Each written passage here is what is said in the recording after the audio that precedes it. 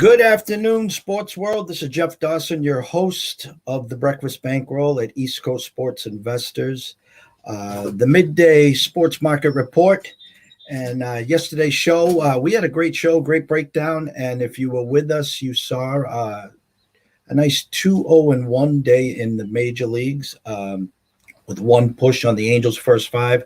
We did cash Phillies' first five. And we talked about the trap game and the public all in on Seattle, and that the Rockies were a sneaky short favorite with the worst record in the MLB, and they did prevail. But today is a special day. East Coast Sports Investors is ecstatic to have on Pamela Maldonado. I apologize. We're going to talk some Wimbledon. She works for Odd Sharks, and she is just an amazing story. We're going to get her background in, and without further ado, let's bring Pam in. Pamela, how are you today? I'm doing really well. Thanks for having me on. Oh, thank you. As we said backstage, the list is endless here. We talked about University of Texas, grad, alum, World Series of Poker, bodybuilding, fitness, avid golfer, Yes. Odd Sharks. I mean, I could go on and on and on. So I guess my first question to you very simply is talk about the start of maybe, at University of Texas, the sports world, and how you eventually got into where you are today with Odd Sharks. Well, this wasn't where I'm at now with Oddshark and doing sports betting. That wasn't something that I've been doing my entire life. It was just, I was born and raised in Texas, so I've been kind of verbalizing sports bets my entire life, talking about, I was very familiar with the Big 12 conference. So I would say all the time, Texas would beat this team. They'll win by a touchdown, or TCU is going to crush here, or maybe they'll win the Big 12 championship. I've been saying stuff like that my entire life, but sports betting itself didn't actually come to fruition until I moved to Las Vegas. I used to play poker at the Bellagio almost every single night. And I would always talk college football, and the people on the table, you end up playing with some familiar faces, and they would just tell me, well, you were so good at these predictions. Have you ever put money on it? No, I haven't. And so if you've ever played poker at the Bellagio, you'll know that the sports book is right there, 2 feet away. So it's really convenient for you to lose your money on the table and then lose your money in sports betting. But it was just kind of an easy transition for me. I think a lot of people, they tend to focus on doing mind games like chess, or they play Sudoku, or they play those crossword puzzles, and sports betting kind of just became like my version of a puzzle. I didn't like any of those other things, and this was something that I can engage with and try to figure out, and I'm trying to solve it, and it was just this never-ending puzzle piece that you're trying to solve. And it just became kind of instant like that. What I started doing was my Twitter timeline back in the day when I had just a couple hundred followers. I was in the poker world, and I was in poker media. So I would post mostly poker related content. But then from time to time, especially during college football season, I started posting what I thought would happen in these games. A team to cover this spread, this total's going to go over. And I would always back it with a reason. As I would never, ever once in my life have ever just posted a pick. It was always, here's what I think is going to happen and how I think it's going to happen. And well, I started doing really well. And I got one correct after the other, built up a little bankroll, built up a little bit of a following.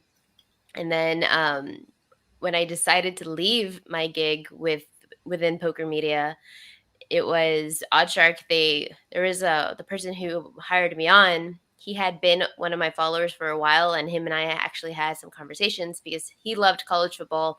I loved college football. And so we would just have these conversations every week of, well, this is what I think is going to happen. Here are the games that I like. Here are the teams that I like. And when he saw that I was a free agent, he reached out to me almost immediately. I see that you're a free agent. Would you be interested in joining our team? So I think I've always been preparing for this role. People always say like I just kind of like spurt out of nowhere.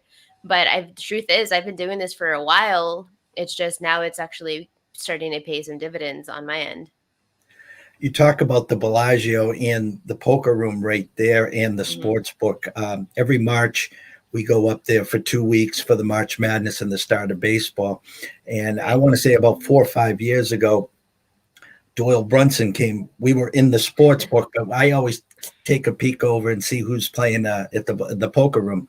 Doyle Right. came bombing by in his cart, and he went to place a bet. Mhm. And then one of my buddies says, "Hey, that looks like Doyle." And so he came up to our group, and I very professionally said, "Mr. Brunson, I'm a huge, huge fan. Is it possible I could get a picture with you?" And he drove like 5 feet in his cart. He turned back, flipped me the bird, and says, "Nah, I'm all set." And then he went back into the very back into the high stake room. And one of my buddies, kind of laughing, said he must have just had aces cracked or something. So I did DM him a couple months after, and he chuckled and apologized for the bad day or something. But I love the Bellagio, absolutely do. And the poker room, especially with the sports book right there. You can lean on the rail, watch the games Mhm. going on, and watch the basketball or football, whatever's going on at the same time. Yeah, exactly. Um, I wish I could tell you that there was, better stories for Brunson, but I've heard that a few times, and I've seen it happen. I've paid witness to it a few times, so you're not the only one. well, thank you. That does help because I did feel like pretty shunned right there. So we're just talking poker. So let's lead up. I personally, every July 4th week, was heading out to Vegas for 10 days. We have a lot of clients that play in the World Series of Poker. It's a great time to rub elbows with these guys, take some great pictures. And obviously, last year with COVID, that didn't happen. And this year, now starting late September and running into the main event in November, will we Right. be seeing you there in November?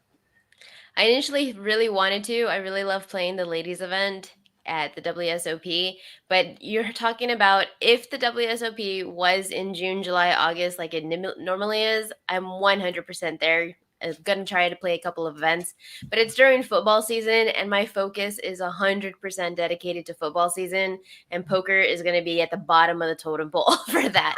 So if it was a different time of year, 100%, but college football, we're just back, and it's going to be back without it's going to last year we had just conference only play, and this year it's going to be back to a normal schedule. So yeah, I am 100,000% focused on college football, probably starting here in early July, start getting my study in. All right, so lead in right to that. University of Texas graduate alum. I know it's early. I know you haven't dove into your homework. Can you give us a little preview of what to look for in Texas this year?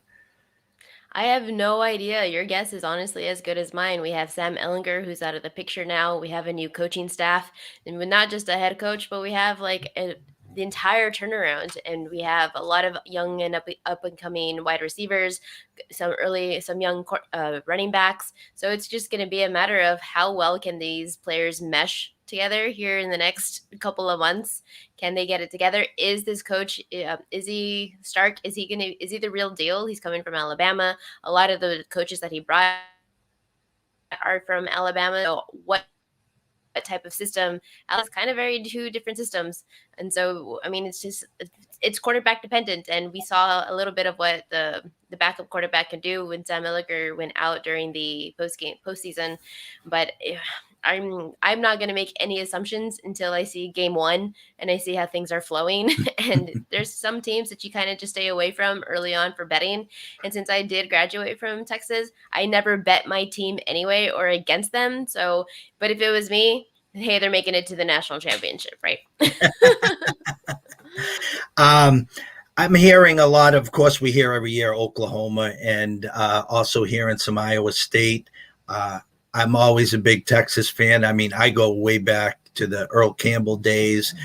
One of the greatest games that I ever saw was Texas versus USC and Vince Young Oh, for yeah. the national title. That was like one of the all-time great games that I did see. But again, always high expectations.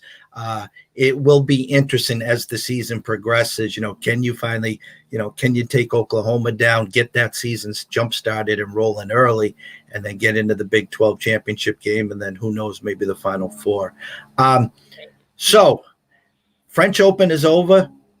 Wimbledon starts on Monday. It's an Olympic year. Um, Nadal has decided not to play Wimbledon, and if I'm correct, he is not playing in the Olympics. Is that true? Correct. And He's that to focusing get ready on for U.S. the Open. U.S. Open. Yes. Okay. I think he knows that his time is starting to run out. His injuries are starting to take a toll on his body. He's 35 years old. He's no longer 25 years old. So he's kind of focused on maybe he has. I've never seen an article, heard an interview, read anything where Nadal has the ambition to want to break the all-time Grand Slam record. He's tied right now at 20 with Federer. I've never heard any type of interest from him that he wants to break it or he wants to break it and then hold it. But we have heard that from Novak Djokovic, who's world number one. So maybe we are seeing Nadal to kind of sit back a little bit on Wimbledon, sit back during Tokyo, focus on the U.S. Open, because that would probably be his next best shot for trying to take a major title. All right. So what I'm going to do right now is we're going to pull up the odds from Circa. Let's see if we can grab that for you.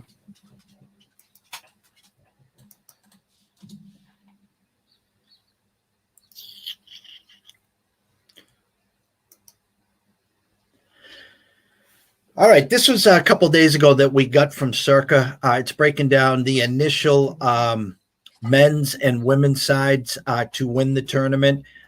As we were talking behind the scenes, the drawings and the brackets will come out in a couple days, and we'll all be waiting for your whiteboard and your breakdowns here.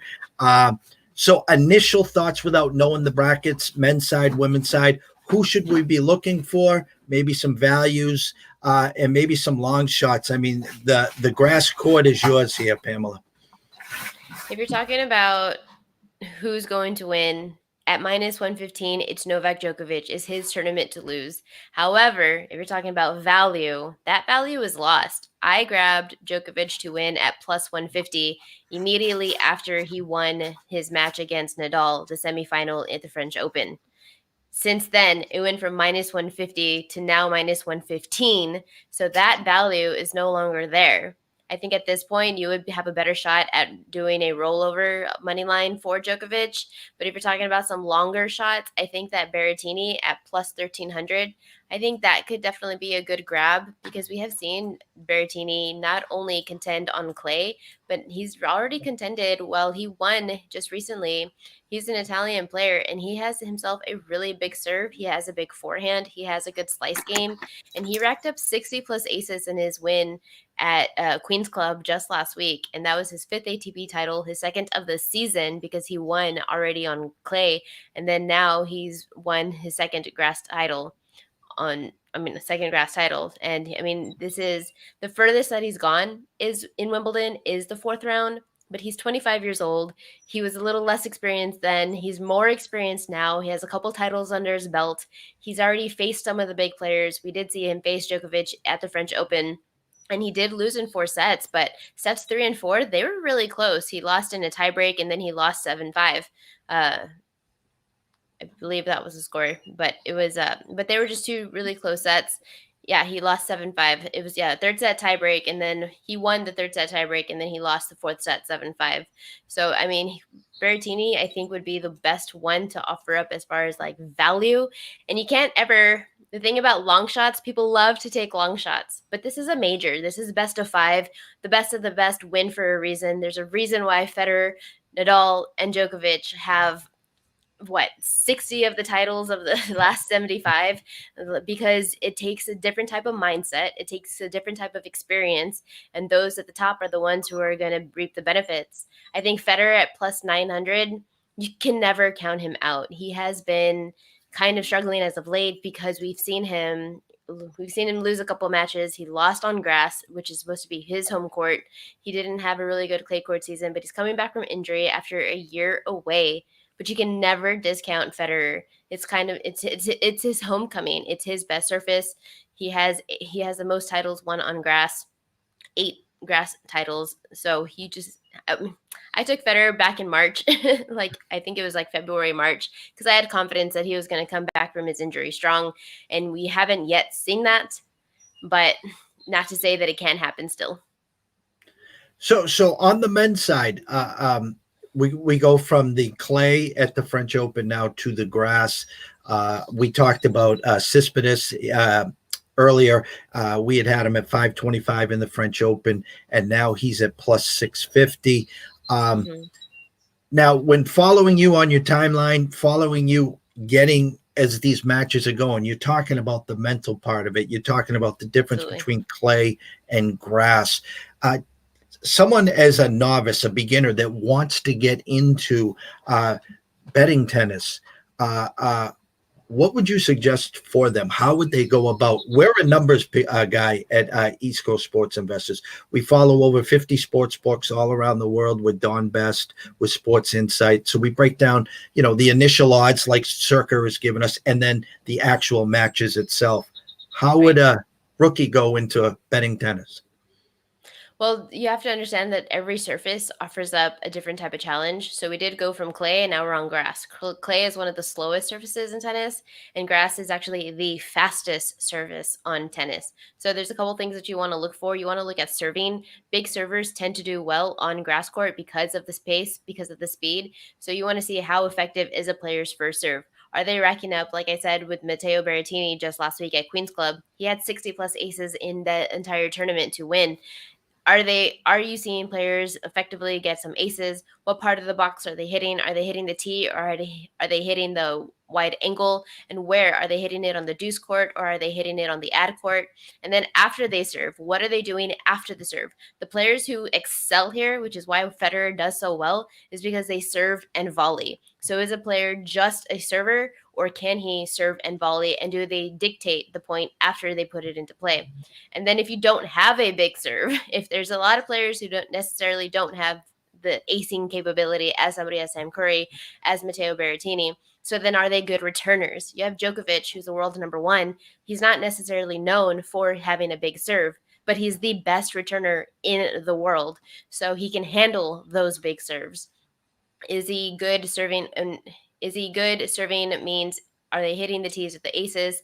Can a returner handle the pace?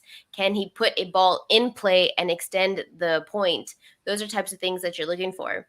If you're looking for in-game betting opportunities, I think one opportunity is early on when the set is 2-2, 3-all. You can see early on if players are acing each other, because both of them have good serves, but neither of them are really good returners. I would consider early on, as soon as you see it 2-2 and it goes 40 love, 40 love, then you want to start already looking at the over in that first set. Live betting, typically the set opens up at 10.5. You want to take the over because more than likely this set is going to finish 7-5 or go into a 6-6 tiebreak. So back to the men's. So you talked about Djokovic. The people that didn't get him when you got him are now looking at a minus 115. Federer at plus 900, Berrettini at plus 1300. Without having your whiteboard or the bracket set up right now, we don't know if all three are on the same side or two out of the three. Would it be feasible if you would do it, let's say 3 units on Djokovic, you could do 2 units or a unit and a half on Federer, and then 1 unit on Berrettini? And do you try to hedge, or do you ride it out as far as you can go? I have all the confidence in the world that Djokovic is making the final. So there's other options that you can have depending on what book you use. Maybe you don't want to take a minus 115 for him to win, but you can take a minus 150 for him to reach the final, or you can take a minus, I'm just assuming what they would be at this point since the draw's not out, but maybe it would be like minus 125 for him to win his quarter. So now that kind of eliminates some of the pressure of you having this. He needs to win 7 matches. Well, he actually just needs to win 4 or 5, win his quarter, make it to the final, and then kind of just see what happens with who is in the final. But I think that Djokovic, for sure, I have all the confidence that Djokovic is making it to the final. Who is going to be his competitor? I'm not sure, because that's where the part of the draw comes into play. Because we do know the seeds, and Federer is entering this tournament as a 7th seed, which means that Djokovic and Federer are more than likely going to end up in the same part of the draw. So we're not going to see a Djokovic versus Federer final, but we could see them face in the semis or in the quarter. It's just all draw dependent. Another player that is like likely to end up on Djokovic's side of the draw is Nick Kyrgios, and we haven't seen him since play in a while since Australian Open, but he is a big time server, and if he ends up facing Djokovic early on, Djokovic has not beaten Kyrgios, so that would be a major upset if Kyrgios gets him in round 1, in round 2. That could spell some trouble. So I can't wait for this draw to come out tomorrow. And for us on the French Open, we were fortunate enough with the plus 525 on Cespedes, and then he got the up 2-0 against Djokovic and an easy hedge at that point. I mean, I think Djokovic went off at minus 300 to start the match, but the in-game wagering now has just opened up so many opportunities where you can get in and get out without having to lay such a big on both number. Sides. Exactly. All right, we'll jump over to the women's side.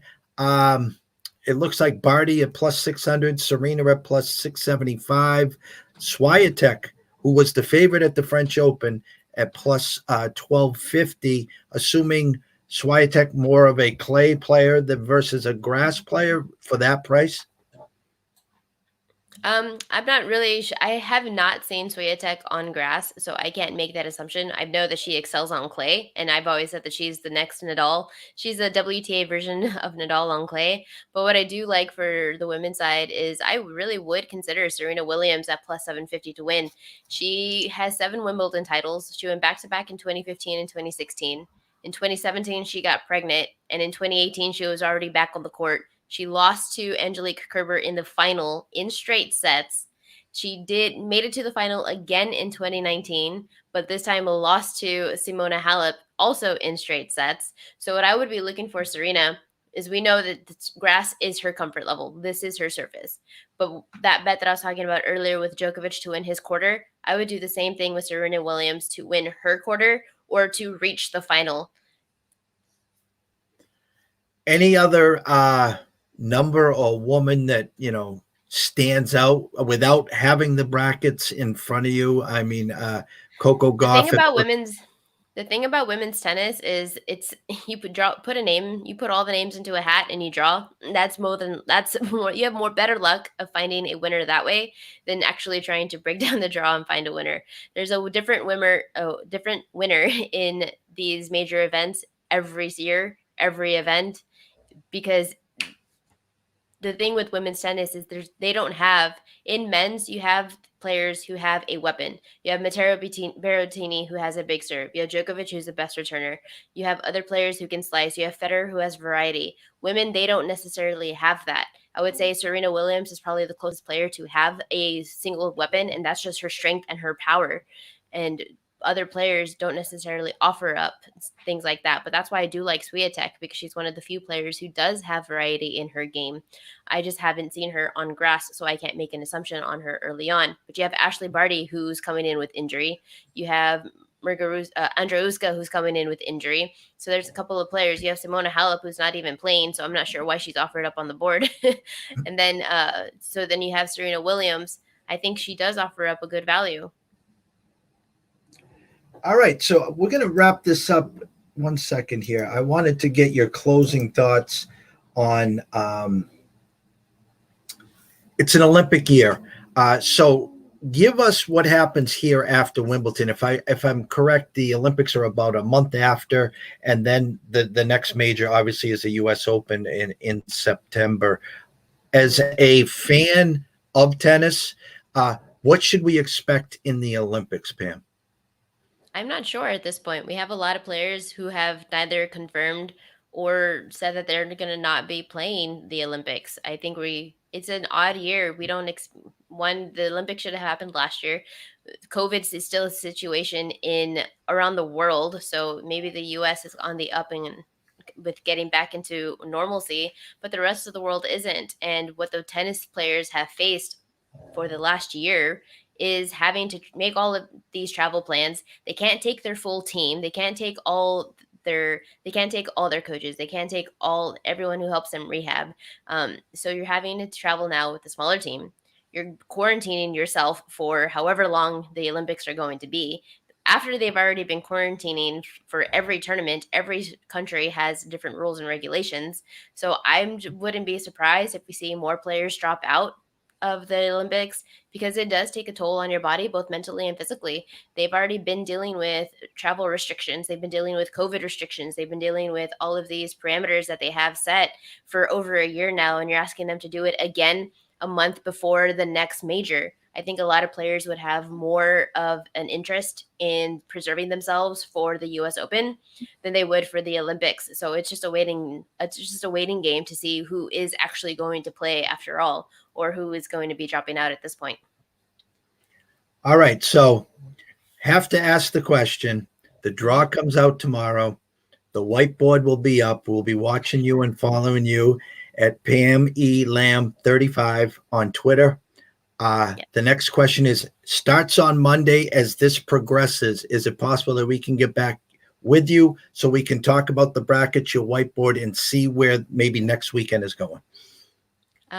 We'll have to see about that. I'm going to Florida here in the next week, so I'm not sure I'll be working and putting in some hours. Oh, please enjoy that vacation, please. Much appreciated. You've been a blessing here today, giving us some insiders on the Wimbledon. We look forward to following you on Twitter, following the whiteboard as this tournament progresses, and as we get to the Olympics, the U.S. Open, and college football. So I thank you again, Pam, and everyone here. Thank you for watching. We'll be back with you guys tomorrow at noon. Special guest Nigel Seeley. We'll be talking the Euro 2020 and much more.